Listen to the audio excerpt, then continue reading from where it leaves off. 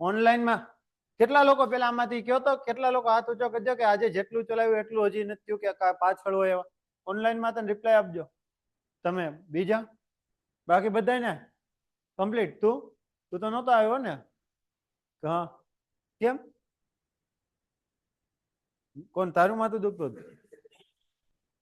તો વિયાવાનું મોડું થઈ ગયું તો માથું દુખતું હતું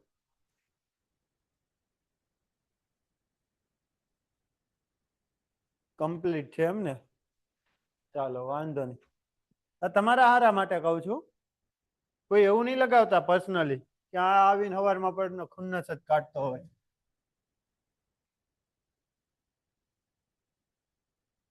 હવે તો વેકેન્સી સામી આવી છે કેટલી 100 ને 115 જેવી છે બરાબર ને બીજી કોણ ગણશે આપણે ડી હું તો એમ કહું છું ડી માં લાગવા જોઈએ ડાયરેક્ટ ચાલો આપણે કાલે કયું જોયું હતું છેલ્લે લાસ્ટમાં પ્રૂફ સ્ટ્રેસ જોયું હતું પ્રૂફ સ્ટ્રેસ શું કામ લાવવું પડે અથવા તો કે શું કામ કેલ્ક્યુલેટ કરવું પડ્યું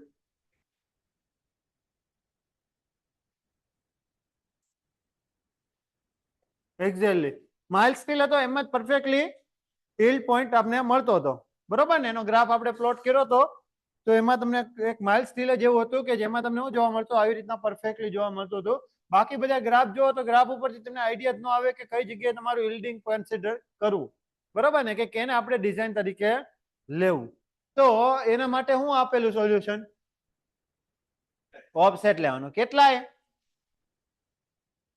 0.2% સ્ટ્રેન બરોબર ને આ વસ્તુ ખાસ યાદ રાખજો એમસીક્યુ માં ઘણી વખત આનું આપેલું હોય ઘણી વખત એમસીક્યુ માં આપેલું હોય ઓલરેડી જીપીએસસી ની એક્ઝામમાં તને ક્વેશ્ચન પૂછાઈ ગયો છે બરાબર એટલે આપણે ભૂલ પડી જોઈએ અને પ્રૂફ સ્ટ્રેસ આવે એટલે મગજમાં ડાયરેક્ટલી 0.2% આવી જવું જોઈએ ઓકે ચાલો એની પછી હવે વાત કરીએ નેક્સ્ટ ટોપિક ની વાત કરીએ કોની વાત કરીએ લોડિંગ અનલોડિંગ વાળો કહું ફરીથી સમજાવો ને લોડિંગ અનલોડિંગ વાળો કહું કયો આ કહુંમાં વાત કરો છો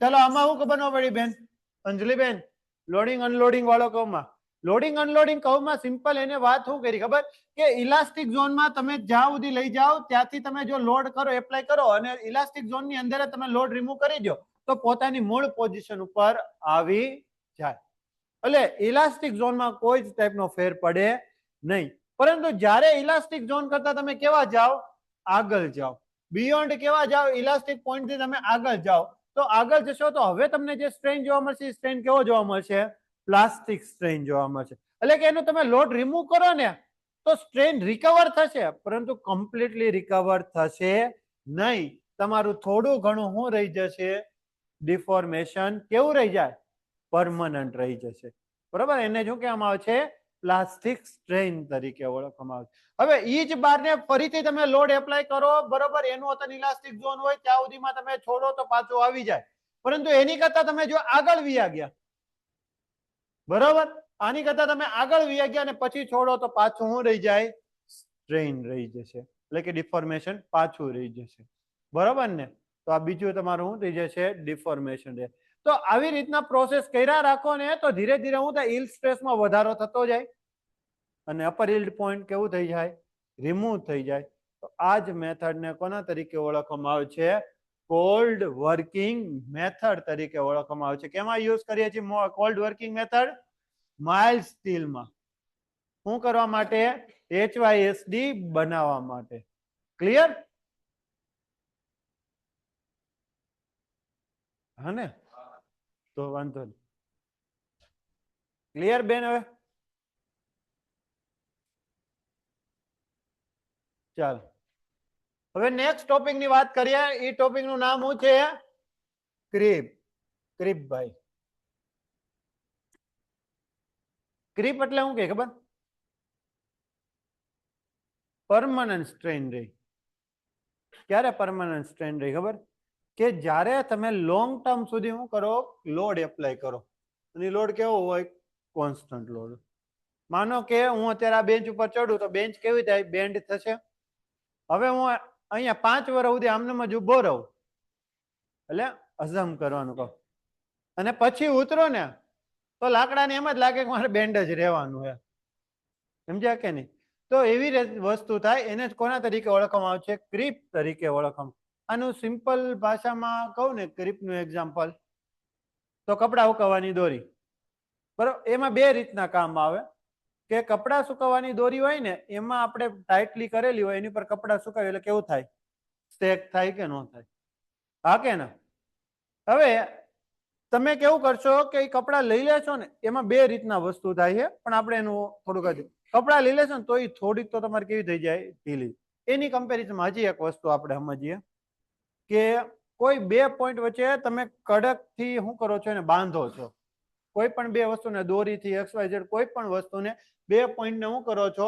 કડક થી લાંબા સમય સુધી શું કરો છો? બાંધી દો છો. પછી થોડાક સમય પછી જોશો તો એ શું થયું હશે? કાંઈ 1 મહિનો 2 મહિના પછી જોવો તો શું થાય? થોડુંક ઢીલું પડ્યું હોય કે ન પડ્યું? એ ઢીલું પડ્યું હશે, એ કોના કારણે પડ્યું હશે? ક્રીપના કારણે પડ્યું હશે. તો ક્રીપ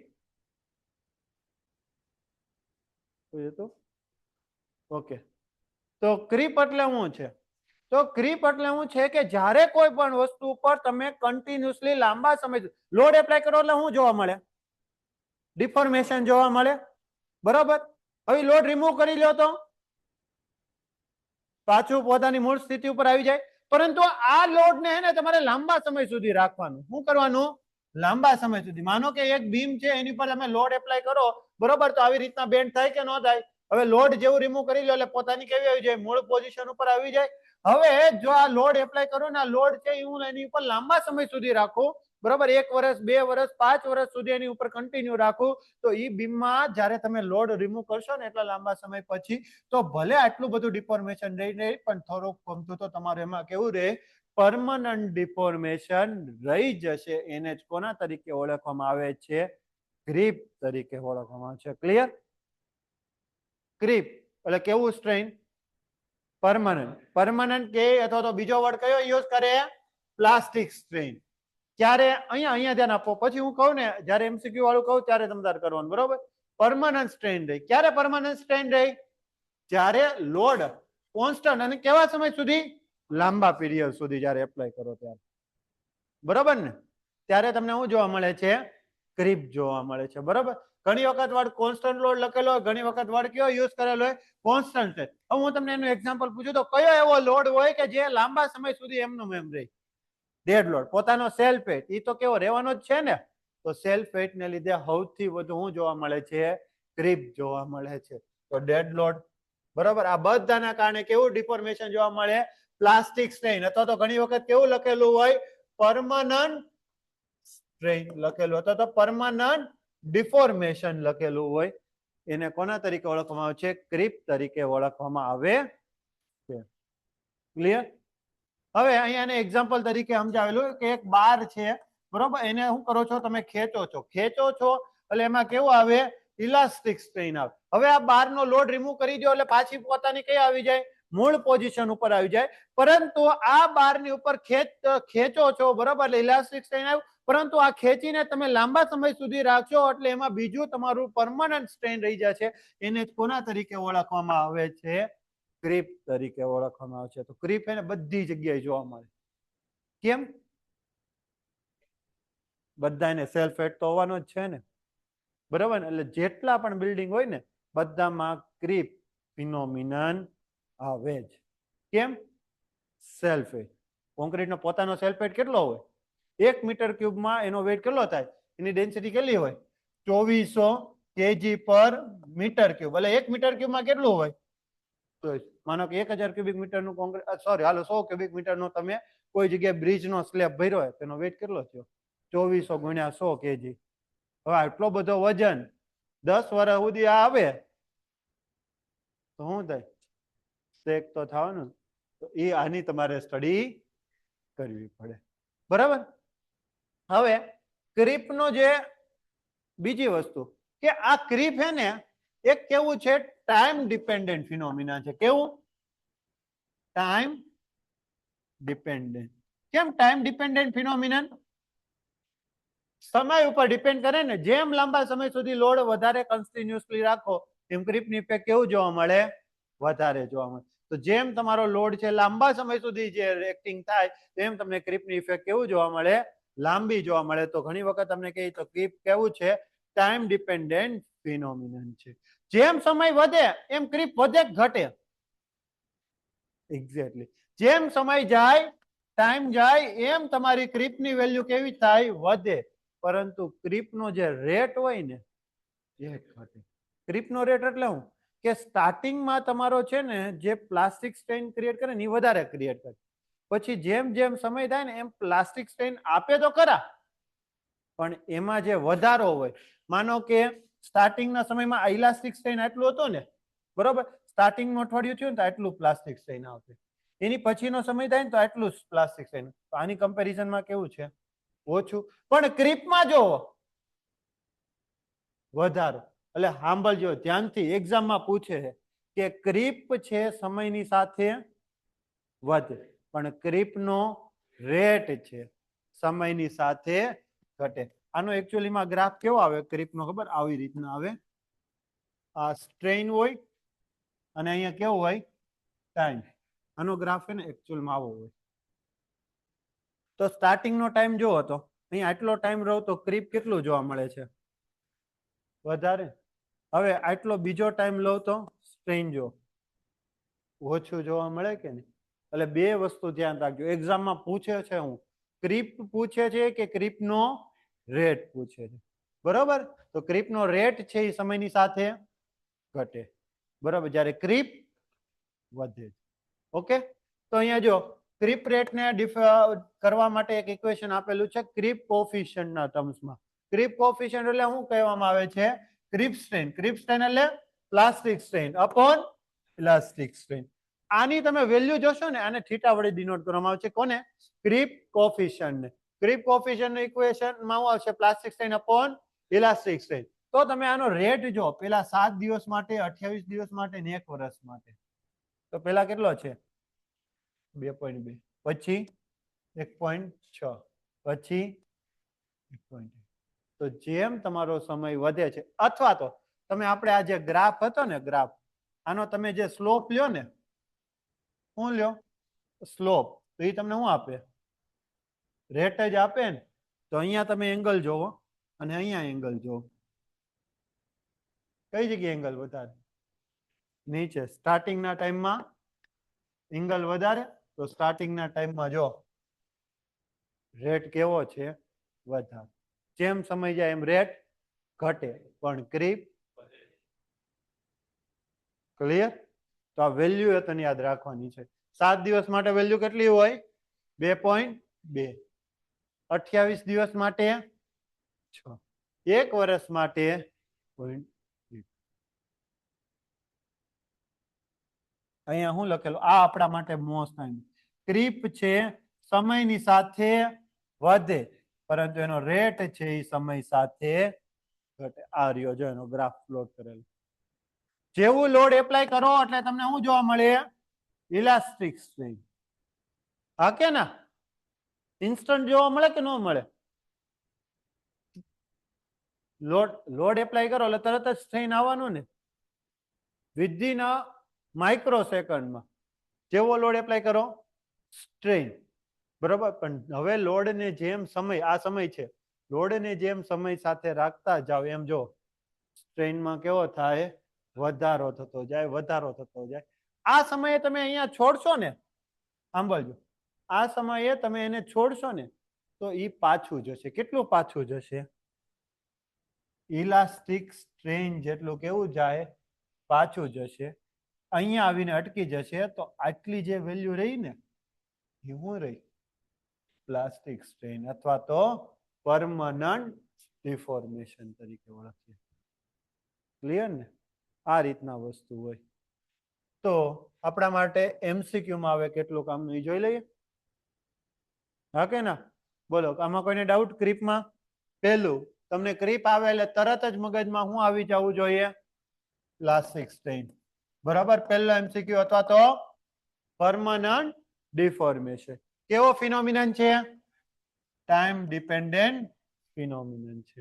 પછી બીજું, ઇક્વેશન યાદ રાખવાનું છે. હજી સુધી કોઈથી નથી પૂછાણું, પણ એક એમસીક્યુ માં પૂછી શકે, હું creep coefficient plastic upon elastic, elastic upon plastic નથી.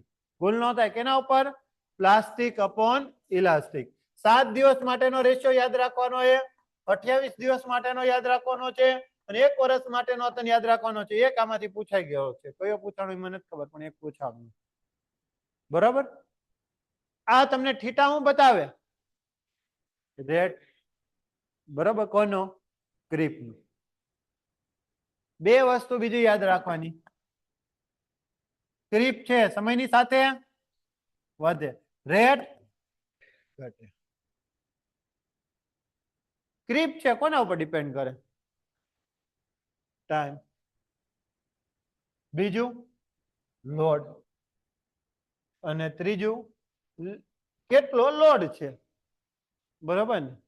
વધારે લોડ લાંબા સમય માટે રાખો તો વધારે ક્રીપ જોવા મળે.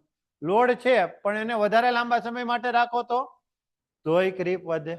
વધારે સમય માટે રાખો તો પણ ક્રીપ વધે. અને છેલ્લું મોસ્ટ આઈમ્પી કયું? ટેમ્પરેચર. જેમ ટેમ્પરેચર વધે ને એમ અત્તન ક્રીપ વધે. કોઈ પણ વસ્તુ ગરમ કરો શું થાય? એક્સપાન્ડ થાય ને, શેક થાય કે ન થાય? હા કે ના? તો એ કેવું છે? ટાઈમ અને ટેમ્પરેચર બંને ઉપર ડિપેન્ડન્ટ છે. લોડ વાળું તો તમને યાદ રહી જાય, પણ આ યાદ તમે રાખજો એમસીક્યુમાં. કોના ઉપર ડિપેન્ડન્ટ છે? ટેમ્પરેચર ઉપર. જેમ ટેમ્પરેચર વધે એમ ક્રીપ કેવું થાય? વધતું જાય. સૌથી વધુ ક્રીપની ઇફેક્ટ ક્યારે હોય ખબર? તો કોઈ પણ વસ્તુ એનું મેલ્ટિંગ ટેમ્પરેચર હોય. હા કે ના? એ ટેમ્પરેચર શું થાય? એનું સ્વરૂપ બદલે. લાઈક લોખંડ કરું તેને ગરમ કરીશ તો પ્રવાહીમાં તો બદલવાનું જ છે ને. તો દરેક વસ્તુ એનું મેલ્ટિંગ ટેમ્પરેચર હોય. તો કયા ટેમ્પરેચર ઉપર ક્રીપની ઇફેક્ટ મેક્સિમમ મળશે? એ તો આપને ખબર છે, જેમ ટેમ્પરેચર વધે એમ ક્રીપની ઇફેક્ટ વધે. પણ કયા ટેમ્પરેચર ઉપર ક્રીપની ઇફેક્ટ વધુ મળે? તો એની માટેનું ટેમ્પરેચર છે કયું? Homologous temperature. કયા ટેમ્પરેચર ઉપર ક્રીપની ઇફેક્ટ સૌથી વધુ મળે? હોમોલોગ. તો તમે તરત જ પૂછો કે સાહેબ હોમોલોગસ ટેમ્પરેચર એટલે કયું? તો melting temperature divided by 2. Like હું તમને એમ કહું કે લોખંડ છે 1400 ડિગ્રી ગરમ કરો ત્યારે એનું શું થાય? ઘનમાંથી પ્રવાહીમાં રૂપાંતર થાય તો એને ડિવાઇડેડ બાય 2 એટલે કેટલું? 700 ડિગ્રી ઉપર તમે જો એની ઉપર ટેમ્પરેચર હોય તો તમને ક્રીપની ઇફેક્ટ કેવી જોવા મળે? મેક્સિમમ જોવા. ક્લિયર ને? તો આ સમજવા માટેનું છે. Creep is more effective at a higher temperature, thus it must be considered for the design. આ મેઇનલી કઈ જગ્યાએ ડિઝાઇનમાં કરે ખબર? બોઇલર. બોઇલર એટલે ખબર ને? ઓલા મિકેનિકલ વાળા હોય કંપનીના મોટા મોટા બોઇલર હોય એની અંદર ફિલ કરે તો એ બનેલા કેના હોય? સ્ટીલના. હા કે ના?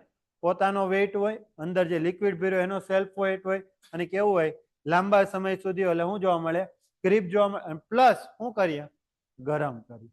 એને અત્તન કારણે ઇફેક્ટ આવે. તો જનરલી આ ક્રીપની ઇફેક્ટ સૌથી વધુ હોય ને એન્જિન હોય કે બોઇલર હોય એમાં સૌથી વધુ સ્ટડી કરે. કારણ કે ત્યાં ડેડ લોડ છે અને ટેમ્પરેચર. આપણે કઈ બિલ્ડિંગમાં ટેમ્પરેચર 700 ડિગ્રી ન જાય. હા કે ના? એવું ન હોય કે ક્રીપ ની ઇફેક્ટ મારે મેક્સિમમ જોઈએ એટલે તાપમાન વધારો. બરાબર ને? પછી જે જોવા વાળો હાજર હોય તો આપણે યાદ શું રાખવાનું છે? ખાલી આ હોમોલોગસ ટેમ્પરેચર એટલે શું? હોમોલોગસ ટેમ્પરેચર સર તો પ્લાસ્ટિસિટી થઈ ને. પ્લાસ્ટિસિટી અને આમાં ફરક શું ખબર? કે પ્લાસ્ટિસિટીમાં તમારું કેવું થાય છે કે આ રીતના તમારો કોન્સ્ટન્ટલી સ્ટ્રેન જોવા મળે. બરાબર? તમે સ્ટ્રેસમાં એટલે કે લોડમાં ઇન્ક્રીમેન્ટ કર્યા વગર, અને એ પણ તમને કેવું જોવા મળે? સ્ટાર્ટિંગમાં ફેઝમાં જોવા મળે. બરાબર ને? ભાઈનો ક્વેશ્ચન આચો કે ભાઈ તો આને પ્લાસ્ટિસિટી ન કહે કે પ્લાસ્ટિસિટી અને ક્રીપ બંને વચ્ચેનો ડિફરન્સ છે. ક્રીપ તમને લાંબા સમયે જોવા મળે, ત્યારે આ પ્લાસ્ટિસિટી તો શું છે? તમને સ્ટાર્ટિંગમાં જોવા મળે. તમે લોડ એપ્લાય કરો, થોડે સુધી રેઝિસ્ટન્સ આપે, પછી કેવું જોવા મળે? ખેંચે જ જાવ. બરાબર ને? તો આ બંને વચ્ચેનો એક ડિફરન્સ છે. તો આપણે એક્ઝામમાં યાદ રાખજો, હોમોલોગસ ટેમ્પરેચર એટલે શું થાય? Melting temperature divided by 2. બાકી આ યાદ રાખવાની જરૂર નથી.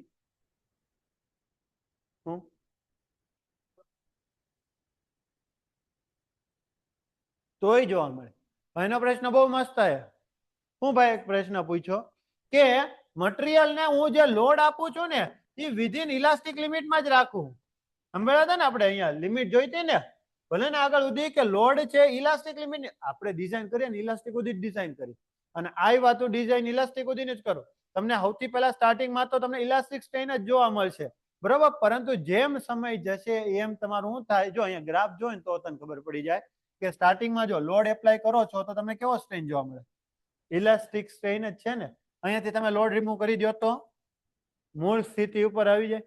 પરંતુ તમારે હવે લોડ નથી વધારવાનો લોડ એટલો ને એટલો રાખવાનો તો થયો કયો ઇલાસ્ટિક સ્ટ્રેન. પરંતુ એમાં ધીરે ધીરે ધીરે ધીરે શું થાય વધારો થતો જાય. આ જે વધારો થશે ને એ સ્ટ્રેન કયું હશે પ્લાસ્ટિક સ્ટ્રેન હશે. ને કોના કારણે હશે ક્રીપના કારણે હશે. લોડ નો વધારો તોય વધે. જો અહીંયા એક વસ્તુ લખેલું હશે હું લખ્યું સેલ્ફેટ હોય સેલ્ફેટ એટલો ને એટલો જોઈને વધે તેમ છતાં પણ ક્રીપ જોવા મળે. બહુ મસ્ત પ્રશ્ન હતો ભાઈ કે અંડર કોન્સ્ટન્ટ લોડ હેઠળ લોડ આપણે ઇન્ક્રીઝ નથી કરતા બરોબર ને. મટીરિયલ ને ક્યાં સુધી ખેંચો છો તમે હજી ઇલાસ્ટિક લિમિટ સુધી જ ખેંચો છો. પરંતુ આ ખેંચેલું તમે લાંબા સમય રાખો ને ત્યારે તમને ક્રીપ જોવા મળે. તરત જ છોડી દો તો કોઈ ક્રીપ જોવા મળે નહીં. હવે ક્લિયર બધાને? કોઈ ડાઉટ? આ ટોપિક બહુ કામનો છે. બીએમ માં તને આવે છે પાછું જ્યારે આરસીસી ભણશો ત્યારે તને તમારે ક્રીપનું ભણવાનું આવશે બરાબર. કારણ કે ડિઝાઇન ક્રીપની તને ધ્યાનમાં લેવી પડે તમારે. હા નહીં એટલે એમાં કેવું હોય ખબર આ એકચ્યુઅલીમાં ટેમ્પરેચર ઉપર ડિપેન્ડન્ટ છે પણ એને ડાયરેક્ટલી પ્રપોર્શનલ નથી. ધીરે ધીરે ઓલો એક ગ્રાફ આવતો ને આવો ખબર અમુક વાર ગ્રાફ જોવા મળે તમને આમ કરીને આવી રીતના. તો સ્ટાર્ટિંગમાં તમારું કેવું છે ટેમ્પરેચર વધે એમ ક્રીપની ઇફેક્ટ કેવું થાય વધે. એક સમયે તમને કેવી જોવા મળે મેક્સિમમ પછી પાછું ધીરે ધીરે કેવું થવા મળે ઓછું થવા મળે. ક્લિયર ને? આ તો ખાલી આપણે સ્ટડી કરવામાં ન આવે મિકેનિકલ વાળાને સ્ટડી કરવામાં આવે. આપણે ખાલી એટલું યાદ રાખવાનું કયા ટેમ્પરેચર પર મેક્સિમમ હોય હોમોલોગસ. અને ક્રીપ શું ટેમ્પરેચર ઉપર ડિપેન્ડ કરે કરે. બસ આપણે એટલું કોમેન્ટ આપીને છૂટી જવાનું.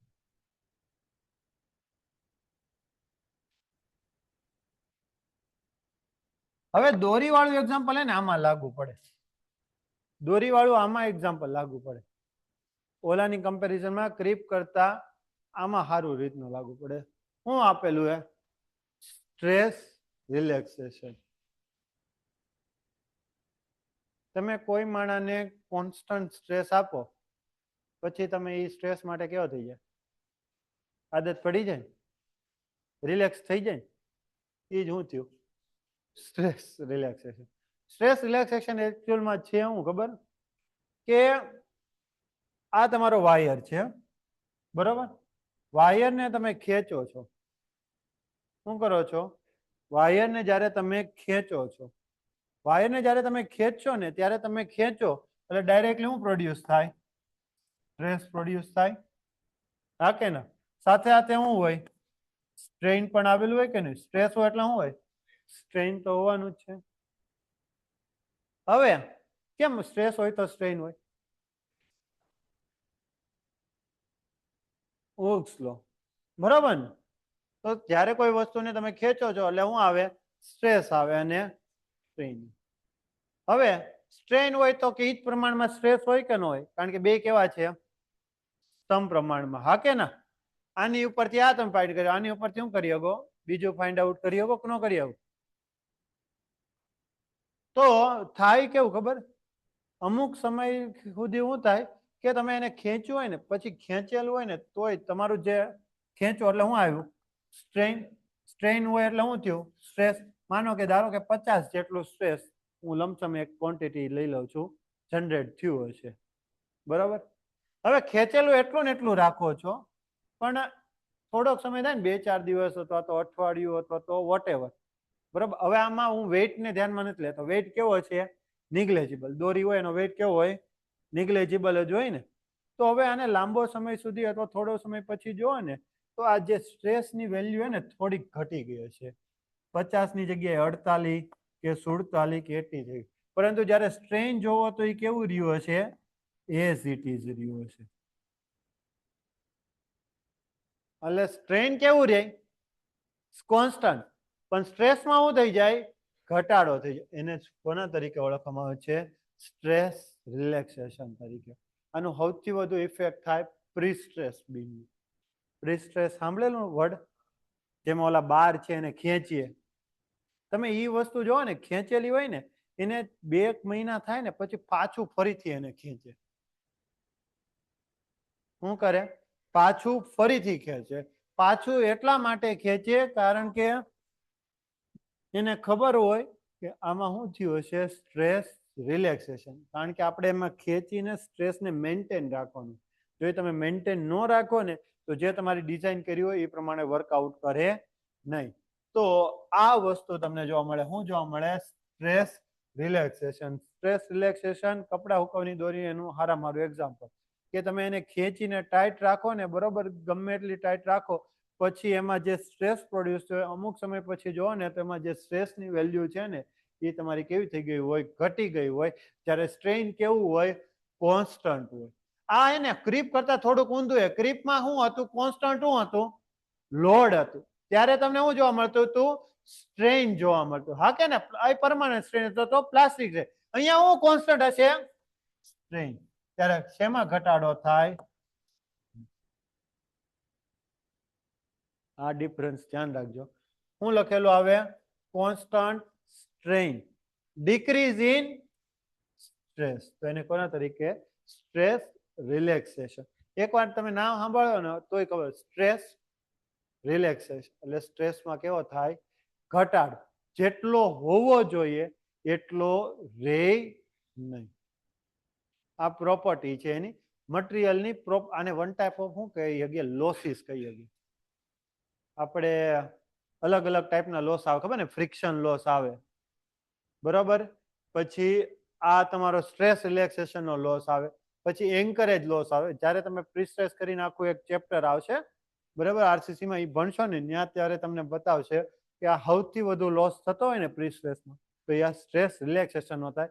સ્ટ્રેસ રિલેક્સેશન થયું હોય એટલા માટે તમારામાંથી કોઈ લોકોએ બ્રિજ ઉપર કામ કર્યું હોય તો નહીં ખબર, પરંતુ જ્યારે હવે તમે ભવિષ્યમાં કામ કરવા જાઓ ને ત્યારે તમે જોજો કે એ બારને આપણે શું કરીએ છીએ? ટેન્ડનને શું કરીએ છીએ? ખેંચીએ છીએ. આવી રીતના સેક્શન હોય તો આમાં બાર હોય, આ સેજ લાંબો હોય, ખબર ને? અને અહીંયાથી મશીન એપ્લાય કર્યું હોય ને એનાથી શું કરો? ખેંચો. આ ખેંચેલું હોય, કમ્પ્લીટ હોય, બરોબર, અંદર કોન્ક્રીટિંગ થઈ ગયું હોય, ફિક્સ થઈ ગયું હોય, પછી તેમ છતાં પણ મહિનો 2 મહિના પછી આ બારને શું કરે? ફરીથી પાછું ખેંચે. કેમ? કારણ કે એને ખબર હોય કે આમાં શું જોવા મળ્યું હોય છે? સ્ટ્રેસ રિલેક્સેશન થયું હોય. ભલે એમાં સ્ટ્રેઇનનું અમાઉન્ટ કેટલું છે? એઝ ઇટ ઇઝ છે, પરંતુ આમાં જે સ્ટ્રેસની વેલ્યુ હશે એ કેવી થઈ ગઈ છે? રેડ્યુસ થઈ ગઈ છે. એટલે ફરીથી મારે ઇન્ક્રીઝ કરવી હોય તો ફરીથી શું કરવું પડશે? મારે એને ખેંચવું પડશે. ક્લિયર? તો બે વસ્તુ આમાં યાદ રાખવાની. ક્રીપ અને ભૂલ કઈ જગ્યાએ થાય? કોન્સ્ટન્ટ લોડિંગ લખેલું આવે, બરોબર, અંડર સ્ટ્રેઇન તો ક્રીપ, અને કોન્સ્ટન્ટ સ્ટ્રેઇન લખેલું આવે ડિક્રીઝ ઇન સ્ટ્રેસ તો હું રિલેક્સેશન.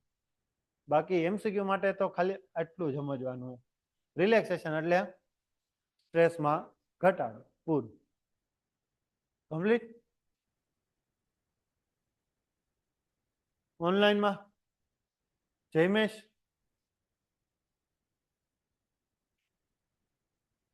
જો આ રીતના હોય, પ્રી ટેન્શનિંગ અને પોસ્ટ ટેન્શનિંગ. આવી રીતના બીમ હોય, એનો ક્રોસ સેક્શન આવો. તમે બ્રિજનો ડેકનો શેપ જોયો હશે ને, બરાબર? એ હતા તમારો પ્રી સ્ટ્રેસ જ હોય. પ્રી ટેન્શનિંગ કરે કે પોસ્ટ ટેન્શનિંગ કરે? પ્રી ટેન્શનિંગ એટલે હું કાસ્ટ કર્યા પહેલા ખેંચે. પોસ્ટ ટેન્શનિંગ એટલે કાસ્ટ કર્યા પછી ખેંચે. ગમે ત્યારે ખેંચો, ગમે એટલું ખેંચો, એકવાર કાસ્ટ થઈ જાય એનો અમુક સમય થાય ને પાછું ખેંચવું પડે. કોના કારણે?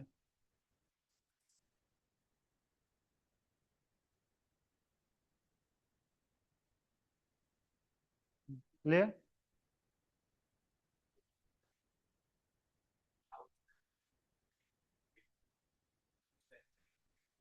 પોસ્ટ ટેન્શનિંગ એટલે એવું ન હોય કે આ અંદર જે આપણે સળિયો નાખ્યો હોય ને, આ જે કોન્ક્રીટ હોય, કોન્ક્રીટ ની અંદર સળિયો નાખ્યો હોય એની આજુબાજુ કોન્ક્રીટ આવી ગયું, એકચ્યુઅલમાં પાઇપ નાખે પ્લાસ્ટિકની, પછી એની અંદર હરિયો નાખે, એટલે કોન્ક્રીટ જે કોન્ટેક્ટમાં હોય ને એ આવી રીતના પ્લાસ્ટિકનો પાઇપ હોય એના કોન્ટેક્ટમાં હોય, હરિયાના કોન્ટેક્ટમાં ન હોય. હે નો આવે, આમાં હાઈ સ્ટ્રેન્થ કોન્ક્રીટ યુઝ કરે. હે કયું પ્લાસ્ટિક? પ્લાસ્ટિક ને ખેંચવાનું જ નથી, ખેંચવાનું કોને હે? નો ખેંચાય. આ બાર અને પ્લાસ્ટિક એકબીજા સાથે ક્યારે કરવાનું? એને છેલ્લે ગ્રાઉટિંગ કરવાનું. જો આ હે ને પેલા કોન્ક્રીટ હોય આખું, બરોબર? આ કોન્ક્રીટ હોય એની અંદર હું રાખી દે? પ્લાસ્ટિક નો પાઇપ રાખી દે. આપણે પાઇપ આવે કે ન આવે એવો પાઇપ રાખી દે. પછી એની અંદર હું નાખે? આ સ્ટીલ નો વાયર નાખે અથવા તો સળિયો નાખે. એને હું કરી દે? ખેંચી દે. ખેંચીને અહીંયા હું કરી દે? બાંધી દે. બરોબર? અંદર હજી આ પ્લાસ્ટિક નો હળિયો હોય એટલે આજુબાજુમાં જગ્યા હોય ખાલી હોય, બરોબર? એ હજી પેક કરે નહીં, થોડોક સમય જવા દે. એટલે શું થયું હોય? સ્ટ્રેસ રિલેક્સેશન થયું હોય. ફરીથી આને શું કરે? ખેંચે, એટલે સ્ટ્રેસ જનરેટ. પછી આને શું કરી દે? અંદર ફિલઅપ કરી દે. હે ના ના થઈ જાય. આને ડિઝાઇન જે રીતના કરો, જ્યારે તમે આખું પ્રિસ્ટ્રેસ ભણશો ને ત્યારે તમને આઈડિયા આવશે કે આવી વસ્તુ કરે શું કામ. બરાબર? હજી આપણે ધીરે ધીરે આગળ ભણશું, કારણ કે તમારું કોન્ક્રીટ કેમાં સ્ટ્રોંગ હોય? કમ્પ્રેશન. વીક કેમાં હોય? ટેન્શનમાં. ટેન્શનમાં વીક હોય ને તો અહીંયા ટેન્શન જનરેટ જ ન થવા દે, એટલા માટે પહેલેથી કમ્પ્રેશન આપી દે. આ શું કરે? ખેંચો. ખેંચો એટલે આ કેવો ફોર્સ થયો? કમ્પ્રેસ થયો ને. સળિયો ખેંચાય પણ એની આજુબાજુની જગ્યા હોય કમ્પ્રેસ થાય. તો અહીંયા કેવું થયું? કમ્પ્રેસ. ઉપરથી શું આવ્યું?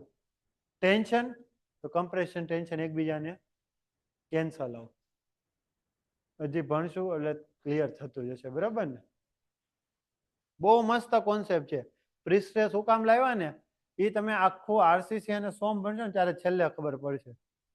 એટલા માટે એના સેક્શન નાના થઈ ગયા. હેવી લોડિંગ માટે, લોંગ સ્પાન માટે, બધી જગ્યાએ અત્યારે નાઉ ડેઝમાં આનો સૌથી વધુ યુઝ. હજી આપણે અહીંયા નથી યુઝ થતા, બાકી બિલ્ડિંગમાં પ્રિસ્ટ્રેસ. આમે ઓલું એક બિલ્ડિંગ છે ને આપણે અહીંયા, ઓલું કંઈક આગળ પીળું પીળું લગાડેલું છે, આમ તમને હેરિટેજ જેવું બિલ્ડિંગ લાગે ને, એના જે સ્લેબ ભરેલા ને પ્રિસ્ટ્રેસ કરેલા સ્લેબ અને બીમ બંને. અમે જ્યારે તૈયારી કરતા હતા ને ત્યારે એ પ્રિસ્ટ્રેસ નું કામ આવતું. કોઈ કે ફોટો મૂક્યો છે પણ એ તો કોન્ક્રીટિંગ નો નહીં ખબર પડે. અહીંયા એની પછી જોઈએ પટ્ટી. તમે સાઈટ ઉપર કેટલા ગયા? બધા ગયા ને?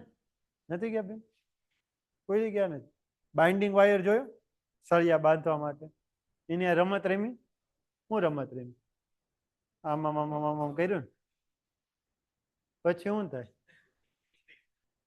તૂટી જાય ને. તો આ તમે જે કર્યું એને શું કહેવાય? ફટીગ કહેવાય. ફટીગ એટલે હું? રિવર્સિબલ લોડિંગ આપે. આવી રીતના એક વસ્તુ હોય, એકવાર ઉપરથી લોડિંગ આપે, એકવાર નીચેથી લોડિંગ, ઉપરથી નીચેથી, ઉપરથી નીચે. તો શું થાય? ઓલો કે પૂરું આપણું તૂટી જાય.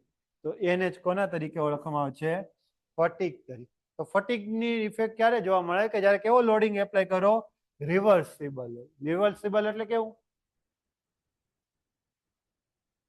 ઘણી વખત ઉપરથી લોડ આવે, ઘણી વખત નીચેથી. એટલે આ વસ્તુ મેઇન થાય કેમાં ખબર? બીમમાં. બીમ આવી રીતના હોય, ઉપરથી લોડ આપો તો કેવું? ઉપર કમ્પ્રેશન. નીચે નીચેથી લોડ આપો તો નીચે કમ્પ્રેશન, ઉપર ટેન્શન. કર્યા રાખો તો તૂટી જશે. તો એને જ કોના તરીકે ઓળખવામાં આવે છે? ફટીગ તરીકે. તો ફટીગ ક્યારે જોવા મળે? જ્યારે કેવો લોડ એપ્લાય કરો? રિવર્સિબલ. બીજો કેવો? સાયક્લિક લોડ એપ્લાય, અથવા તો કેવો? રિપીટેટિવ ટાઈપનું. આનું એક્ઝામ્પલ કોઈ મને કહે? આવું આનું એક્ઝામ્પલ કે ક્યારે એવું બને કે ઘણી વાર ઉપરથી લોડ લાગે, ઘણી વખત નીચેથી લોડ લાગે, ઉપરથી લાગે, ઘણી વાર નીચેથી લાગે. હા, તેમાં ઉપરથી વ્હીકલ આવે તો ઉપરથી લાગે, નીચેથી કઈ લાગે?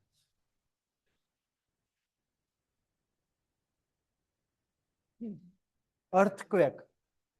અર્થક્વેક આવે ને ત્યારે તમારો આવી રીતના લોડ લાગે. અર્થક્વેકમાં બિલ્ડિંગ કેવું જાય, તમારું મોશન બે રીતના થાય, આવી રીતના આગળ પાછળ હાલે અને ઉપર નીચે હાલે. ઉપર જાય ત્યારે નીચેથી લોડ લાગે, નીચેથી ઉપર લાવે એટલે ઉપરથી લોડ લાગે. એટલે આ રીતનો લોડ લાગે, એ તમારી સૌથી ખરાબ કન્ડિશન કહેવાય. એમાં મટીરિયલ છે ને તરત જ કેવું થાય, ફેલ્યુઅર થાય. તો તમે કહો સાહેબ ફટીકની આમે તમારે બચાવવું હોય તો શું કરવાનું? એને ખેંચી લેવાનું. શું કરી લેવાનું? ખેંચી લેવાનું. તમે કે હું પણ ખેંચી લેવાનું. કે માનો કે એક આવો બાર છે, બરાબર, એને તમે ઉપરથી લોડ આપો, નીચેથી લોડ આપો, ઉપરથી નીચેથી આપો તો વચ્ચેથી તૂટી જવાનો કે નહીં જાવ? પરંતુ આ બારને હું શું કરી લઈશ? સ્લાઇટલી ખેંચી લઈશ. શું કરી લેવાનું? સ્લાઇટલી ખેંચી લઈશ. સ્લાઇટલી ખેંચી લઈશ, પછી ઉપરથી લોડ આપવું, નીચેથી લોડ આપવું, ઉપરથી લોડ આપવું, નીચેથી લોડ આપવું, ઇન્ફાઇનાઇટ વગર લોડ આપો ને તો એ બાર તૂટશે નહીં. તો એને શું કહેવામાં આવે છે? એની એન્ડ્યોરન્સ લિમિટ. એન્ડ્યોરન્સ લિમિટ એટલે હું અહીંયા ધ્યાન આપો, તરત જ અંદર આવી જાય કે આવી રીતના આપણે જોયું તો ને, આ વેલ્યુ કેટલી હતી? 250. બરોબર ને? હિલ સ્ટ્રેસની વેલ્યુ. હા કે ને? આપણે ખેંચીએ ક્યાં સુધી? એટલે 250 સુધી જ ખેંચવાનો હોય કોઈ પણ. પણ 250 સુધી ખેંચવાની જરૂર નથી. અમુક તમને કે એ લિમિટ સુધી સ્ટીલને તમે ખેંચી લો. જો સ્ટીલ ખાલી આમનામ હશે ને, તેને ઉપર નીચેથી લોડ આપો ને તો તમારું કેવું ફેલ્યોર થઈ જાય? ફટીક. પરંતુ એ બારને તમારે ખેંચી લેવાનો. કેટલો ખેંચવાનો? થોડોક અમથો. એ જે થોડોક અમથો ખેંચો એને કોના તરીકે ઓળખવામાં આવે છે? Endurance limit. એન્ડ્યોરન્સ લિમિટ એટલે કે એવી લિમિટ કે એટલે સુધી ખેંચવાનો કે એ ખેંચ્યા પછી તમે એની ઉપર ઇન્ફાઇનાઇટ નંબર ઓફ તમે શું આપો છો? સાયક્લિક લોડિંગ આપો છો, તો એ તમારું ફેલ્યોર થશે નહીં. તો કેવું ફેલ્યોર? તમારું ફટીક ફેલ્યોર અટકાવવા માટે તમારે એનામાં શું કરવાનો? સ્ટ્રેસ ડેવલપ કરવાનો. અને સ્ટ્રેસ ડેવલપ ક્યાં સુધીનો કરવાનો? એન્ડ્યોરન્સ લિમિટ સુધીનો કરવાનો. એટલો તમારામાં એમાં સ્ટ્રેસ થઈ ગયો હોય ને જનરેટ, પછી તમે એની ઉપર ઇન્ફાઇનાઇટ નંબર ઉપર રોટેશન આપો, ઉપરથી લોડ આપો, નીચેથી લોડ આપો, ઉપરથી આપો, નીચેથી આપો, ગમે એટલી વાર આપો ને, તૂટશે નહીં. આવું કોણ કહે છે? એન્ડ્યોરન્સ લિમિટ કે. તો એન્ડ્યોરન્સ લિમિટ માઇલ સ્ટીલ માટે કેટલી હોય? આપણે યાદ રાખવાની. કેટલી?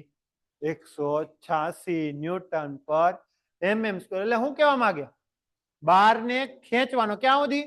એમાં સ્ટ્રેસ જનરેટ કેટલો થવો જોઈએ? 186 ન્યૂટન પર mm², કાં તો એની કરતા ઓછો. પછી આટલો ખેંચેલો બાર હોય ને, પછી એની ઉપર તમે ગમે એટલી વાર ઉપર નીચેથી લોડ આપો ને, તૂટશે. હે? એક અત્યારે ખાલી એક જ વસ્તુ હાલે, બરોબર ને? આપણે ફટીક ફેલ્યોર અટકાવવું. એ જે થવાનું છે એ તો થાય જ, સમજ્યા ને? એની ઉપર આપણો રિલેક્સેશન થાય. પણ મારું શું છે અત્યારે પ્રાઇમ કન્સર્ન? ફટીક ફેલ્યોર અટકાવવું. ફટીક ફેલ્યોર કઈ રીતના અટકાવશો? સ્ટ્રેસ ક્યાં સુધીનો? એન્ડ્યોરન્સ લિમિટ સુધી લઈ જશે. Stress below at this limit, no failure even at infinite number of load cycle. બરાબર ને? સ્ટ્રેસ રિલેક્સેશન થાય તો ઘટશે 2, 5 ઘટશે. ભલે ને ઘટતો આમે રાખવાનો કેના કરતા ઓછો.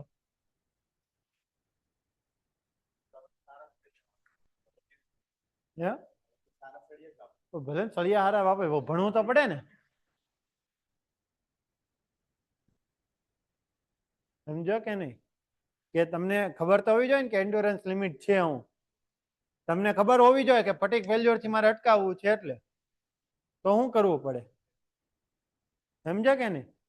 એનો ખ્યાલ આવે?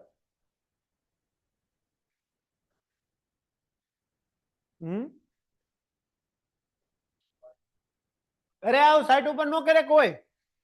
સાઈટ ઉપર ક્યાં આવો લોડ આવવાનો હોય? આ તો ખાલી સમજવા માટે વસ્તુ છે. નો ખ્યાલ આવે? તમને હજી બાઇન્ડિંગ વાયર હે ને મારી પર વિશ્વાસ ન હોય ને બાઇન્ડિંગ વાયર આજ ઘરે જાજો ખેંચજો બરાબર પછી ઓલાને કેજો હવે તું ઉપર નીચેથી લોડ આપ નહીં તૂટે લોડ આપ્યા વગર ઢીલો બાર હશે ને ઉપર નીચે કહેશો ને થોડેક વારમાં તૂટી જાય તરત આને એન્ડ્યોરન્સ લિમિટ કહેવાય હવે જ્યારે કોઈક જગ્યાએ આવા ટાઈપનો લોડ લાગતો હોય ને ત્યારે તમારે આ રીતના કામ કરવાનું ઈ સમજાવવા માટે આ ટોપિક મૂકેલો હતો બાકી બિલ્ડિંગમાં કોઈ આવું કરે નહીં પેલા હાચે ન કરે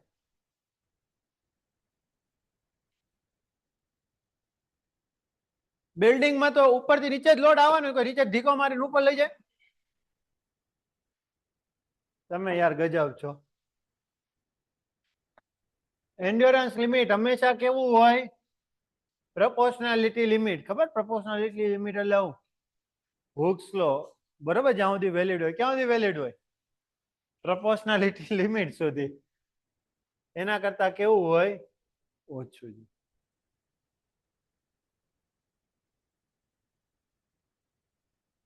એમસીક્યુ આમાં હું ખબર આપણે કહું છું પર્ટિક કેવા લોડના કારણે ફેલ્યોર થાય સાયક્લિક રિવર્સિબલ અથવા તો રિપીટેટિવ પ્રિવેન્ટ કરવા માટે શું હોય સ્ટીલ માટે કેટલી હોય પ્રપોર્શનલ લિમિટ કરતા કેવી હોય ક્લિયર ચાલો પછી આગળ જોઈએ હાલો આ તમે જોવો તો આ ભણી ગયા છો હું કાર્બન કન્ટેન્ટ શેમાં વધારવાનું સ્ટીલમાં અથવા તો આયનમાં વધારો તો શું થાય અને ઘટાડો તો થાય શું થાય વધારો તો શું થાય સ્ટ્રેન્થ વધે કઈ સ્ટ્રેન્થ વધે અલ્ટિમેટ કયો યીલ્ડ કયો ટેન્સાઇલ કયો કમ્પ્રેશન કયો બસ એટલું એ સ્ટ્રેન્થ નથી પ્રોપર્ટીઝ છે હા કે ના કાર્બન કન્ટેન્ટ વધારીને શું બનાવો કાસ્ટ આયર્ન કેટલું હોય 2 થી 4% કેવું હોય કાર્બન કન્ટેન્ટ વધે તો બ્રિટલનેસ વધે બ્રિટલ મટીરિયલ કેવું હોય રેઝિલિયન્ટ હોય કે ટફ હોય નથી ખબર પાકો રેઝિલિયન્ટ હોય હા ને અને ડક્ટાઇલ મટીરિયલ કાર્બન કન્ટેન્ટ આ વધારો તો ઘટાડો તો ડક્ટિલિટી વધે તો મિલિએબિલિટી વધે ફ્લેક્સિબિલિટી ફોર્મેબિલિટી એટલે આ બધું તો આ ખાલી ફેંકવા માટે ફેંકી દીધું ખાલી યાદ તો આ બે જ રાખવાનું સિમ્પલ સમજવાનું ખબર કાર્બન કન્ટેન્ટ વધે ને સ્ટ્રેન્થ વધે બ્રિટલનેસ વધે બે જ વસ્તુ યાદ રાખવાનું ક્લિયર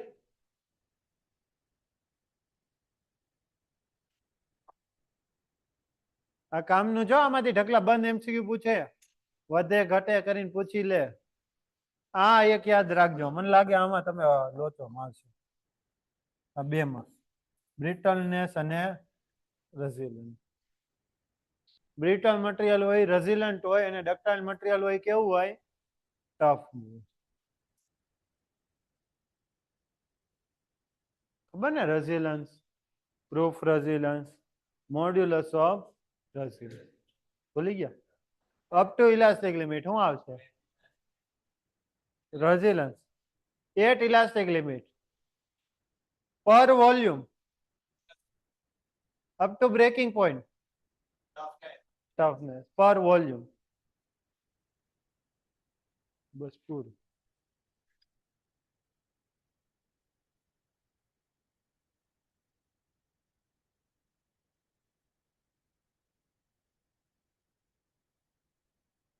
ઓનલાઈન માં કેજો લા સિવિલ વિમલ કુમાર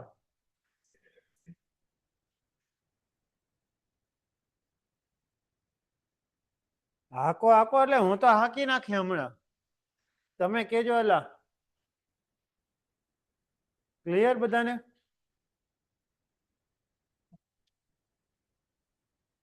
ખાલી 4 જણા એ જ 3 જાય આ કીધું, બાકી બધા હા આવ્યો તો ખરા.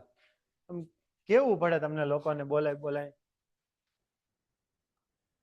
આ ખાલી આને વર્ષે આનો નહીં, કોઈ પણ માટે આવું હોય તો લિનિયર. અને આ હું બતાવ ખબર, આ જવાનો ને આવવાનો એરો એક છે, એનો મીન્સ ઇલાસ્ટિક, લિનિયર ઇલાસ્ટિક. આ જો પણ જવાનો ને આવવાનો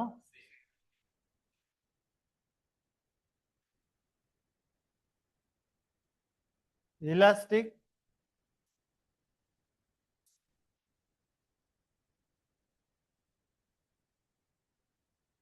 elastoplastic with strain.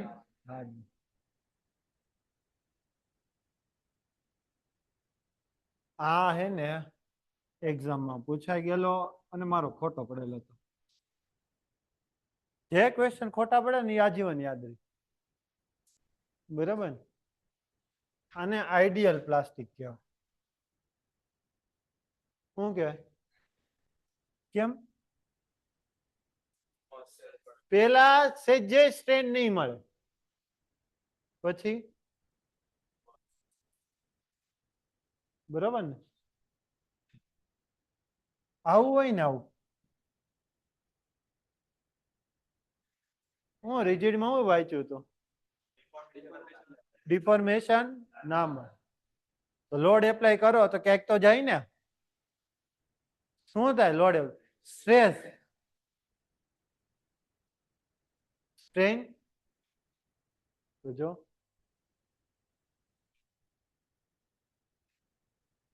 Fluid, fluid હોય ને એની પર જયારે તમે ફોર્સ એપ્લાય કરો ને તો શું થાય? ડિફોર્મ થાય. કોઈ દી સ્ટ્રેસ જનરેટ થાય. આઈડિયલ ફ્લુઇડ નો ગ્રાફ આવો. આ તમારા ફ્લુઇડ મિકેનિક્સમાં આવશે પાછો ગ્રાફ. ફ્લુઇડ એટલે હું? એવું ન હોય. ફ્લુઇડ એટલે વોટર એ આવે, ગેસીસ એટલે લિક્વિડ એ આવે અને ગેસીસ એ આવે. સમજ્યા ને? હવા હોય એની ઉપર તમે પ્રેશર એપ્લાય કરો ગમે એ રીતના તો શું થાય? સ્ટ્રેસ જનરેટ થાય, કમ્પ્રેસ થઈ જાય ને. તો હંમેશા શું જોવા મળે? સ્ટ્રેઇન જોવા મળે. કેમાં? ફ્લુઇડ. અને એક્ઝામમાં પૂછાણો તો આઈડિયલ ફ્લુઇડ હોય એનો ગ્રાફ કઈ એક્સિસ ઉપર લીલે થતો હશે? એક્સ એક્સિસ ઉપર કે વાય એક્સિસ ઉપર? કઈ? એક્સ. જ્યારે રિજિડ કહે તો આવું મેં ખોટો ટીક કર્યો હતો. ક્લિયર? આઈડિયલ પ્લાસ્ટિક અહીંયા આવ્યું. જો ભાઈ પાછું આવશે. આઈડિયલ પ્લાસ્ટિક હે ને આ સાચો કહું છે. એકચ્યુઅલીમાં આવી રીતના જોઈએ કોઈ પણ વસ્તુ પ્લાસ્ટિક હોય ને બરાબર, તો એની ઉપર જ્યારે સ્ટાર્ટિંગમાં તમે લોડ એપ્લાય કરો ને તો સહેજે સ્ટ્રેન નો જોવા મળે. ખાલી શું થાય? સ્ટ્રેસનો વધારો થાય. બરાબર. પછી એક લેવલ ઉપર સ્ટ્રેસ આવી જાય ને પછી એમાં સ્ટ્રેસ કેવો રહે? કોન્સ્ટન્ટ જ રહે. ખાલી ને ખાલી હું વધારે રાખે? સ્ટ્રેન વધારે રાખે. તો ideal first choice, official choice. આ આઈડિયલ પ્લાસ્ટિક નો જ ગ્રાફ છે. બરાબર. પણ આ કેવી? Second choice. આ હે ને સોમમાં ભણવાનું આવે ને આ સ્ટીલમાં ભણવાનું. બરાબર. તમે કયો ક્યારે કયું કરવાનું? તો આજુબાજુમાં જોઈ લેવાનો ક્વેશ્ચન કોનો હોય. સોમનો હોય તો આ ટીક મારી દેજો. આજુબાજુમાં કોનો હોય? સ્ટીલ. તમે કયો પહેલો જ આ હોય તો પછી નીચેનો જોઈ લો. અને તમે કયો એક જ પૂછાણો હોય તો પછી તમારા નસીબ ઉપર. બરાબર ને? એ કે બી માંથી ગમે એ ટીક કરી દેજો. પૂછાણો તો જે કેવા નથી. તો હા બસ એવું નહીં, આપણે જેવો નસીબ હોય કે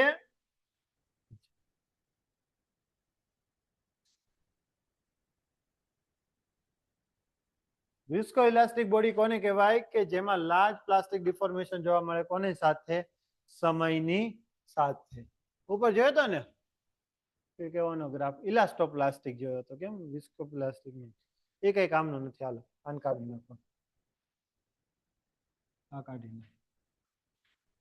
આ જો આ વાંચો તો સેન્ટેન્સ, નોટ વાંચો તો હું કે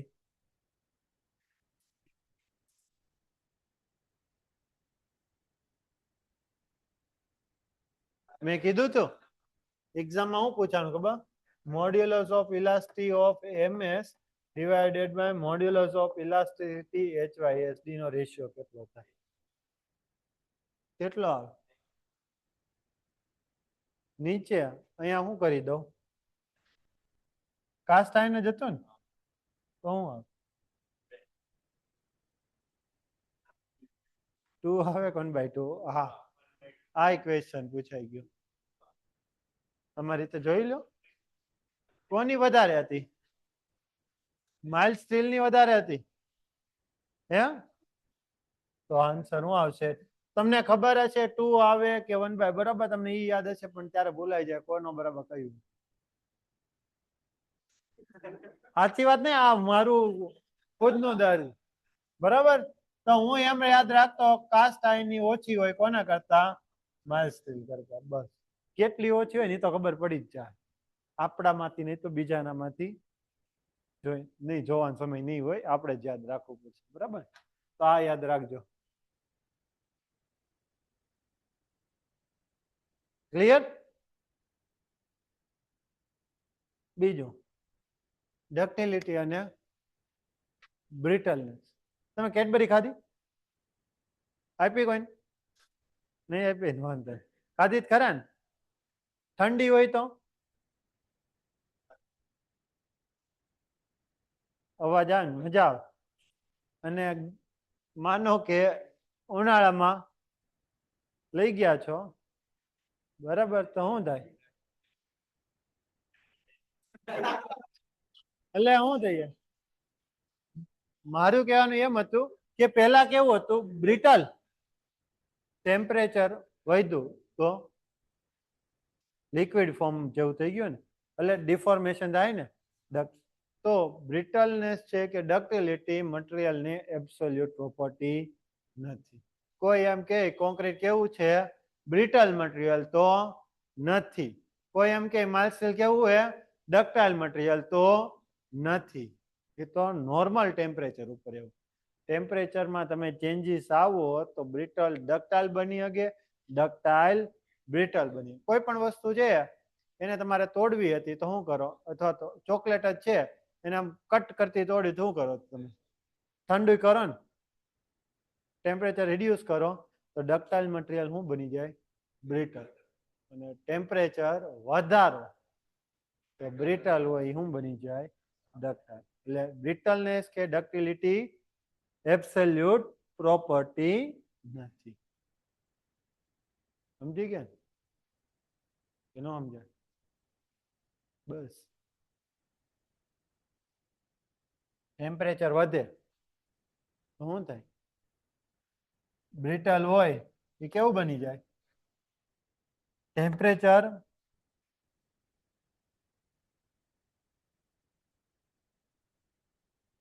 ડક્ટિલિટી અને બ્રિટલનેસ ઇઝ નોટ MCQ. ક્લિયર.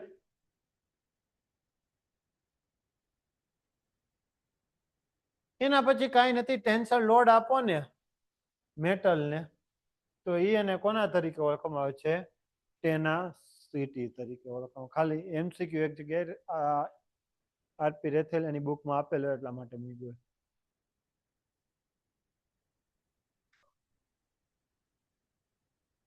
શું લખેલું, કોપર કેવું મટીરિયલ હે, ડક્ટાઇલ. ડક્ટાઇલ એટલે લાર્જ ડિફોર્મેશન બિફોર રપ્ચર, અને મિલિએબલ હતું એટલે થિન શીટમાં કન્વર્ઝન કરી શકો.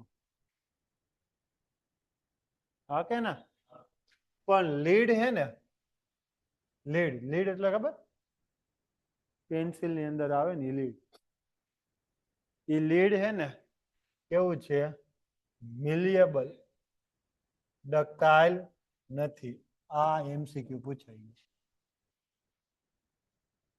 લીડ કેવું મટીરિયલ છે? જે તમે કહેતા મિલિયેબલ કે જે કયો, પણ ડક્ટાઇલ નથી. એટલે એવું જરૂર નથી બધા ડક્ટાઇલ મટીરિયલ હોય ઈ મિલિયેબલ હોય. તો મિલિયેબલ મટીરિયલ હોય ઈ ડક્ટાઇલ મટીરિયલ હોય. ક્લિયર?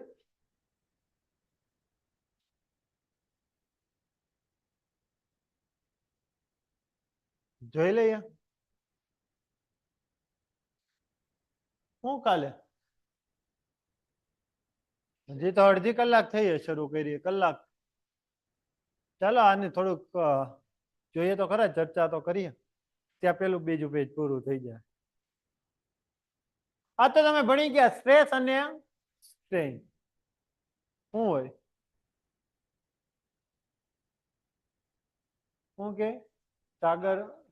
એલા એ સાગર બસ હું એને હાથ ઊંચો કર્યો. ભણાવો એમ કે છે. કોમેન્ટમાં એવું લખેલું. શું થયું? જમવાનો ટાઈમ હજી વાર છે. હાલો હાલો થોડીક વાર ભૂખ શું લાગે તમારી આમે આટલી મોટી વેકેન્સી લાગશો ત્યારે તમને મને લાગે 8 પે કમિશન લાગી જાય. 1.5 લાખ રૂપિયા પગાર આવશે હાથમાં. દરરોજનો કેટલો પગાર થયો? ભાગ્યા 30 કરો તો 1.5 ભાગ્યા 5,000 રૂપિયા. એટલે તમે વિચાર કરી શકો ને, ઘણો બધો પગાર થયો. વાપરશો ક્યાં? હાલો તો એની માટે વિચાર કરો. સ્ટ્રેસ એને આ પગાર ઓછો પડતો એને નાની પ્રિપેરેશન ન કરાય. પછી તમે આવીને હું ખબર જ છે અમને શું કરવાનું.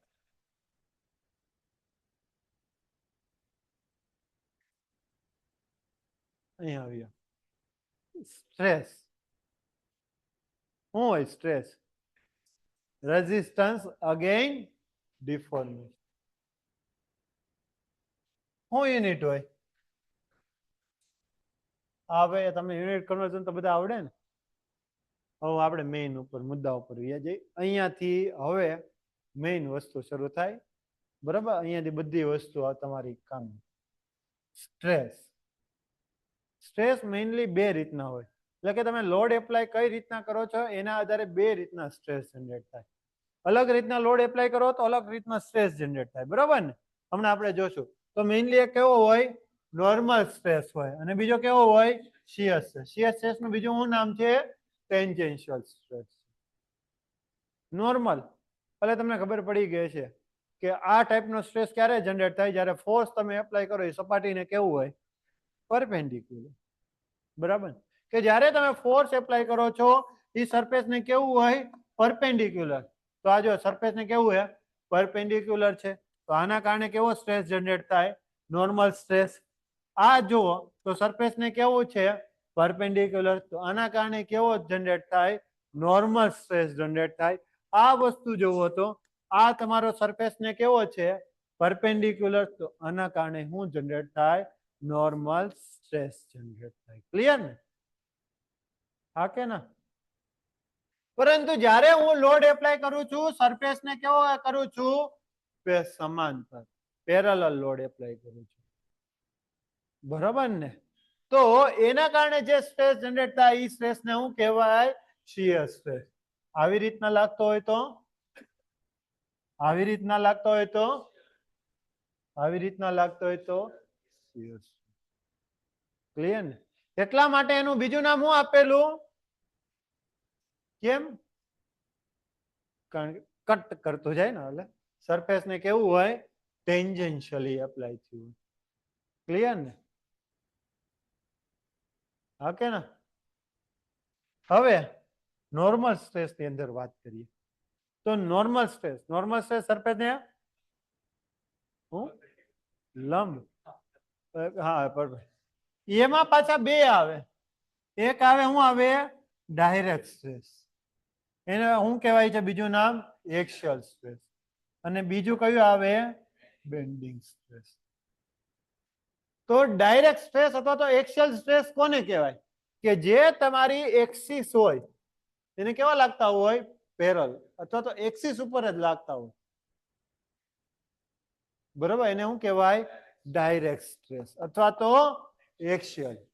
આ તમારી એક્સિસ ઉપર જ લાગ, તો આ કયો થયો? આ કયો થયો કહેવાય? ડાયરેક્ટ. આ પણ આમાં ખાલી નેચર કેવો છે? અલગ અલગ. ઉપર કેવો છે? કમ્પ્રેશન, આમાં ટેન્શન. તો આની અંદર જે સ્ટ્રેસ પ્રોડ્યુસ થયો એ કયો હશે? કમ્પ્રેશન. પણ કયો કમ્પ્રેશન? Direct compression stress. આમાં જે સ્ટ્રેસ જનરેટ થયો છે ડાયરેક્ટ ટેન્સાઇલ સ્ટ્રેસ. ક્લિયર? અમારું ઇન્ટરવ્યુ નું આવ્યું ને પછી મને ખબર પડી કે એક્સેલ એટલે કે આવી રીતના લાગ્યો હોય. એટલે પાસ થઈ ગયો એટલે ત્યારે એટલું ગોખી નાખ્યું હતું. એક્સેલ એટલે એક્સેલ હોતું હશે કઈક, એમાં હું બહુ પીએચડી કરવાનું, બરાબર ને? આવી રીતના લોડ એપ્લાય કરો તો શું થાય? આવી રીતના લોડ એપ્લાય કરો તો શું થાય? બેન્ડિંગ થાય. બેન્ડિંગ થાય તો ઉપર કમ્પ્રેશન, નીચે ટેન્શન. તો ઉપર જે તમારો સ્ટ્રેસ જનરેટ થયો એ બેન્ડિંગ કમ્પ્રેશન સ્ટ્રેસ, નીચે બેન્ડિંગ ટેન્સાઇલ સ્ટ્રેસ. ક્લિયર ને? તો compression stress, tensile stress generate થાય, પણ એ ડિપેન્ડ કરે કે કઈ રીતના લાગે છે.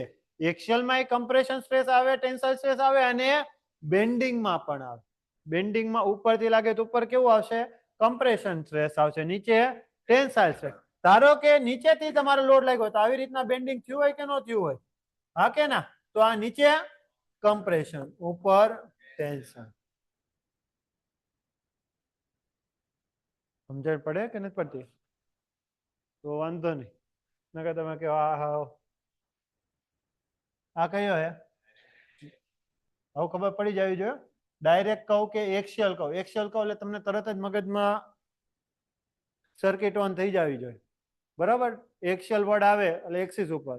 ટેન્શન કહું તો બહારની બાજુ, કમ્પ્રેશન કહું તો અંદરની બાજુ. ક્લિયર? બેન્ડિંગ કમ્પ્રેશન ટેન્શન કહો એટલે લોડ કેવો લાગતો હશે? ઉપરથી.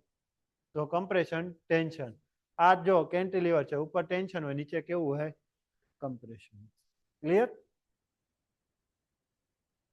શિયર ની વાત કરીએ તો જ્યારે આવી રીતના લોડ લાગે ને, બરોબર, તો બે રીતના લોડ થાય. બેન્ડિંગ એ ક્રિએટ કરે, અને આ ક્રોસ સેક્શન હોય તો આ ક્રોસ સેક્શન ને આ જો તો આ લોડ કેવો ગયો? સીધો પેરેલલ ગયો ને બાજુમાં, તો એ શું જનરેટ કરે? શિયર હતા. તો આ શિયર કેવું થયું કહેવાય? Direct shear. એટલે જ્યારે આવી રીતના લોડ એપ્લાય થાય ને, સાંભળજો, ત્યારે શું જનરેટ થાય? નોર્મલ. નોર્મલ ની અંદર કયો? બેન્ડિંગ. બેન્ડિંગમાં કયું? કમ્પ્રેશન અને ટેન્શન, અને સાથે સાથે શિયર. એટલા માટે બીમ હોય એમાં કયા ડાયાગ્રામ ડ્રો કરવા પડે? એસએફડી અને વીએમડી. હવે ખબર પડી એસએફડી ડાયાગ્રામ હું કામ? કારણ કે આ કેવો લાગે છે? સરફેસ ને ક્રોસ સેક્શન ને પેરેલલ લાગે છે, તો એના કારણે શું કરશે? શિયર જનરેટ થાય. તો એના કારણે શું આવશે? Direct shear stress. સમજ્યા કે ન સમજ્યા? ક્લિયર? નકર તો તમને એમ થવું જોઈએ ને કે બીમમાં આવી રીતના લોડ લાગે તો શિયર પર ડાયાગ્રામ શું કામ ડ્રો કરીએ? સાચી વાત કે નહીં? નકર તમારે ખાલી બેન્ડિંગ મોમેન્ટ ડાયાગ્રામ જ ન ડ્રો કરવો જોઈએ, કારણ કે બેન્ડિંગ મોમેન્ટના કારણે કમ્પ્રેશન અને ટેન્શન આવે. ક્લિયર?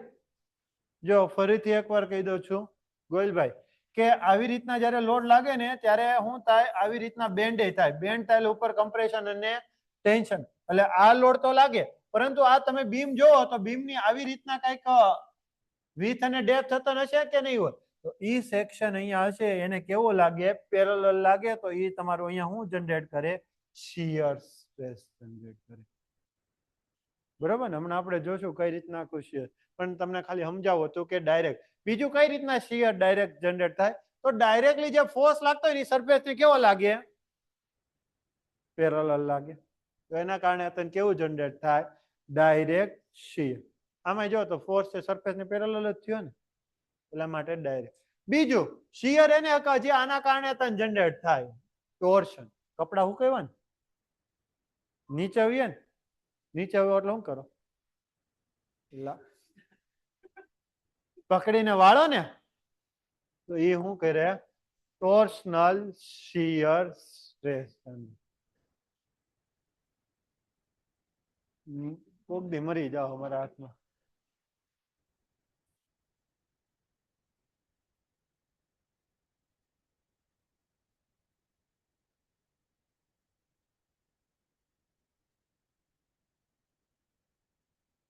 શું હોય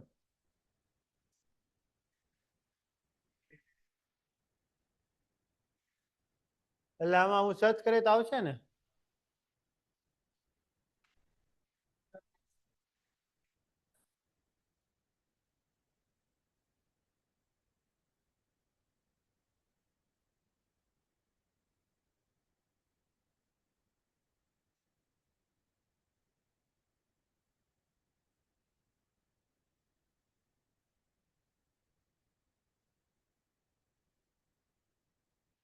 એટલે જ આ નો ખોલતા હોય.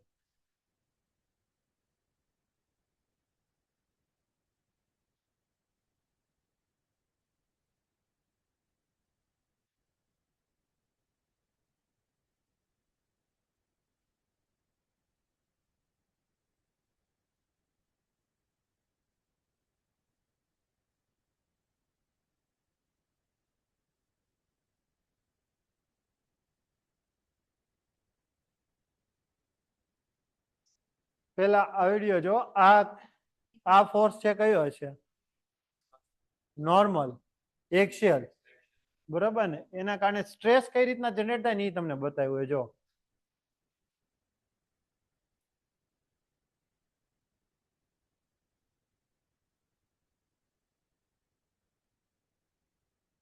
આ ને રેઝિસ્ટિંગ અંદરથી, બહારથી એક્સટર્નલ એપ્લાય કર્યો તો અંદરથી આ નાના નાના એરિયા છે ને એ તમને શું દેખાડે છે, રેઝિસ્ટિંગ ફોર્સ. રેઝિસ્ટિંગ ફોર્સ પર યુનિટ એરિયા એ શું કહેવાય, સ્ટ્રેસ થઈ ગયો. અને કેટલી વેલ્યુ હોય, બહારથી જેટલું લાગેલું એટલું જ શું હોય અંદરથી જ. એટલા માટે શું કરી દઈએ, stress is equal to P by A કરી દઈએ. પણ પી એકચ્યુઅલીમાં કયો હોય, અંદરનો હોય, પણ અંદરની વેલ્યુ કેના જેટલી હોય, બહારની જેટલી. એટલે બહારની વેલ્યુ અંદર મૂકીને શું કરી દઈએ, એરિયા કરી દઈએ. સમજાણું હવે કે ન ખબર પડી?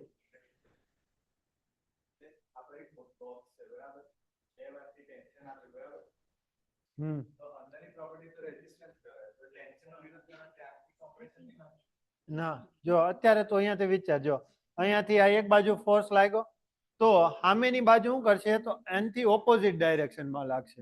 બરોબર, તો આ એનથી ઓપોઝિટ ડાયરેક્શનમાં થયું. બરોબર, ઈ કેવું હશે, આને રજીસ્ટ કરવા માટે છે. તો આની વેલ્યુ કેટલી હશે, જેટલી બહારથી લાગતી હશે ને એ બધાનો સરવાળો કરો ને એની જેટલી હશે. એટલે કે આ નાના નાના પોઈન્ટ થી તમને સ્ટ્રેસ બતાવે, એનો સમેશન કરી દો તો ફોર્સ બતાવે. આ તમારો ઇન્ટરનલ ફોર્સ થયો, એ કેટલો હોય, બહારથી તમારે જેટલો લાગતો હોય એને રજીસ્ટ કરવા જેટલો જ હોય. હવે તમે એમ કહો કે બહારથી ઉભો રે, ઓય ઉભો રે,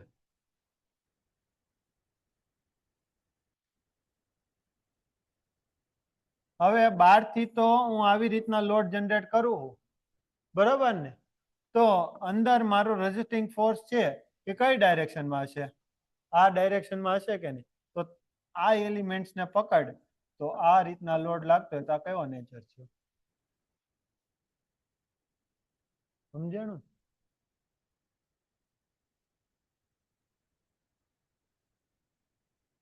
હવે આ જ વસ્તુ છે એને ઊંધું કરજો. આ મોટું છે, આ કયું કર્યું, ટેન્સ.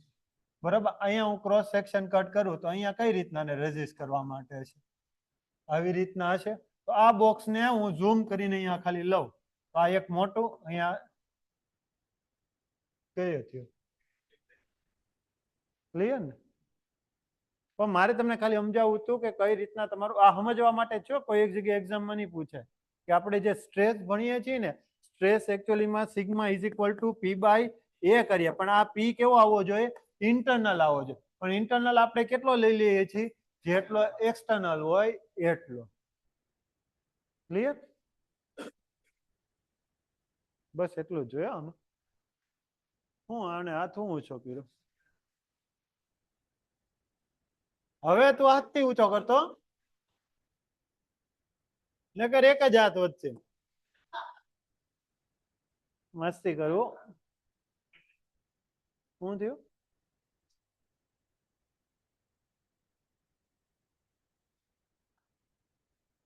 હું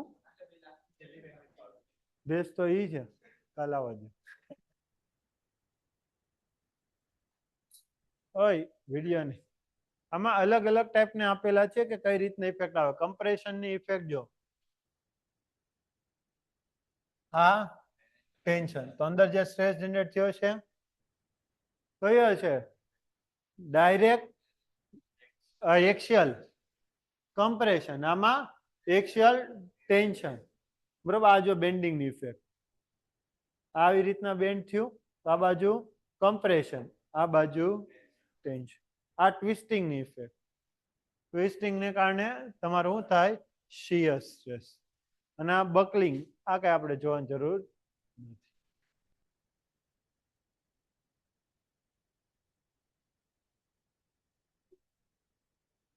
એ આપણે મ્યુઝિક નથી સાંભળવું.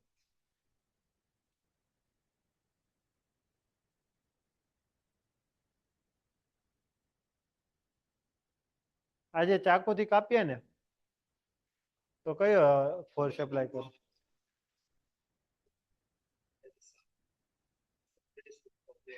કયો લોડ એપ્લાય થયો?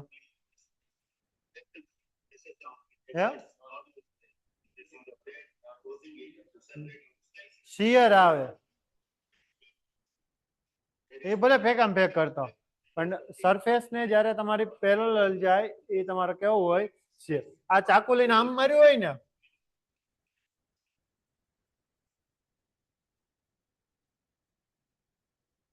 આમાં જોવા દો તો તરબૂચ વાળું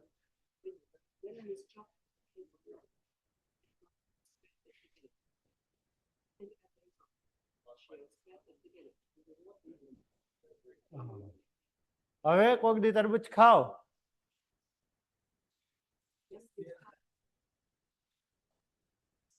સમજી ગયા ને. બસ હવે આપણે પાછા આપણા મૂળ સ્થિતિ ઉપર આવી.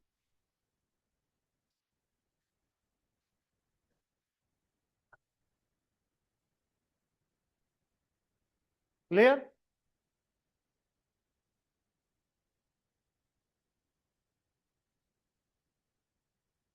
આ તમે ભણી ગયા ભણેલા ને સ્કેલ સદિશ પછી અદિશ અને પછી ખબર નહીં પણ આ ઇંગ્લિશમાં મને ખબર સ્કેલર વેક્ટર અને ટેન્સર. જે વસ્તુને ઓનલી ને ઓનલી શું હોય મેગ્નિટ્યુડ જ હોય એને દિશા ન હોય એને પ્લેન ન હોય. પ્લેન એટલે ઉડવાનું પ્લેન નહીં. આપણે કહીએ ને X Y plane Y Z plane direction કે X direction Y direction Z direction. તો આવું વસ્તુ ડાયરેક્શન ન હોય અને પ્લેન ન હોય કે કયા પ્લેનમાં એક્ટિંગ થાય એવું ન કરે. ઓનલી ને ઓનલી કોના સાથે રિલેટેડ હોય મેગ્નિટ્યુડ સાથે. તો એ બધી જ વસ્તુ કોની અંદરમાં આવે સ્કેલર ની અંદર આવે. ક્લિયર? લાઈક તમારે એક્ઝામ્પલ તરીકે જો length width height area volume પણ ખાસ કરીને સ્પીડ અને પ્રેશર એ તમારા કેવા થાય સ્કેલ. એને ને ડાયરેક્શન સાથે લેવા દેવાનું હોય અને કયા પ્લેનમાં જાઓ એની સાથે લેવા દેવાનું. એક્સ વાય પ્લેન છે વાય ઝેડ પ્લેન છે એક્સ ઝેડ પ્લેન છે કોઈ સાથે. સ્પીડ એટલે કીધી સ્પીડ પછી ગમે એ દિશામાં ફેંકે. સમજ્યા ને? હા કે ના ક્રિકેટ મેચ જોતા હશો તો શું વર્ડ લખેલો આવે સ્પીડ લખેલી આવે ને વેલોસિટી લખેલી આવે નહીં કારણ કે બોલર કઈ દિશામાં ફેંકે એ નક્કી હોય નહીં. બરાબર ને? આપણી જેવો હોય તો કીપર ને ટપી જાય. પછી બીજું શું આવે વેક્ટર. વેક્ટર એટલે હું એવી હશે કે જેમાં શું હોય મેગ્નિટ્યુડ અને ડાયરેક્શન. એનું ખારામાં મારું એક્ઝામ્પલ કયું વેલોસિટી. જ્યારે વર્ડ વેલોસિટી યુઝ કરે ને ત્યારે હંમેશા એને વેલ્યુ હશે અને એની ડાયરેક્શન મેન્શન કે આ ડાયરેક્શનમાં જાય છે. ક્લિયર? આપણે ગાડીમાં કોઈ દી વેલોસિટી મેન્શન કર્યું, સ્પીડ જ લખ્યું એને ખબર હોય આ કઈ જાય બાજુ જાય, નક્કી હોય નહીં. બરોબર ને?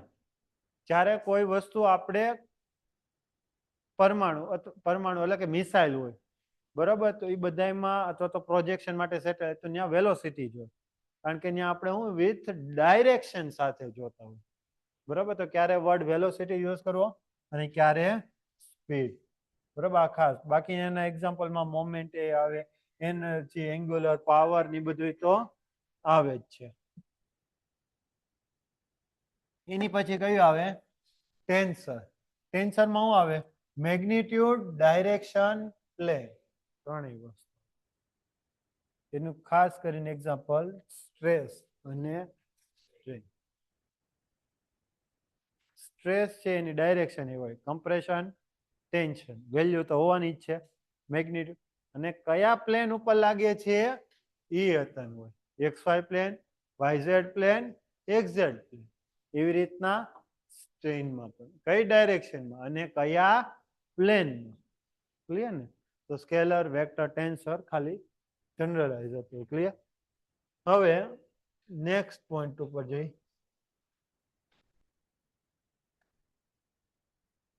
જમવાનું કામનું છે, આ કામનું નથી એમ ને? નથી મજા આવતી? તો જોઈ લે. સારું, હાલો અહીંયા સુધી રાખીએ બસ ને.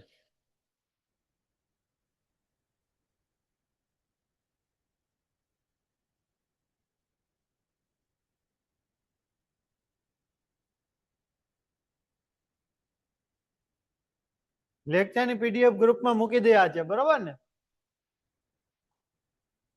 હજી સુધી કઈ કરવાનું નથી.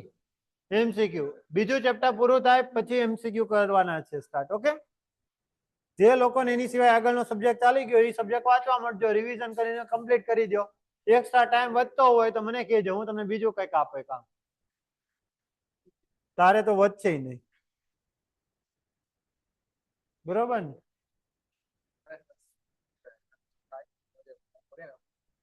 એટલે મેં મારું ઇન્ટ્રોડક્શન કોને બાકી ખબર તો છે ને તમને બધાને? કાંઈ વાંધો નહીં, કાલે આપી દેવો ને.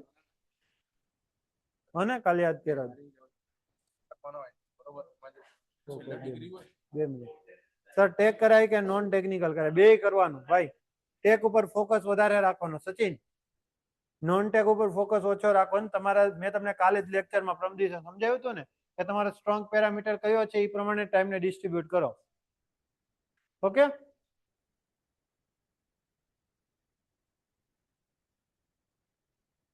એપ્રિલમાં છે એક્ઝામ. કહી દઉં કાલે આખું શેડ્યુલ આપી દઉં, બરોબર ને?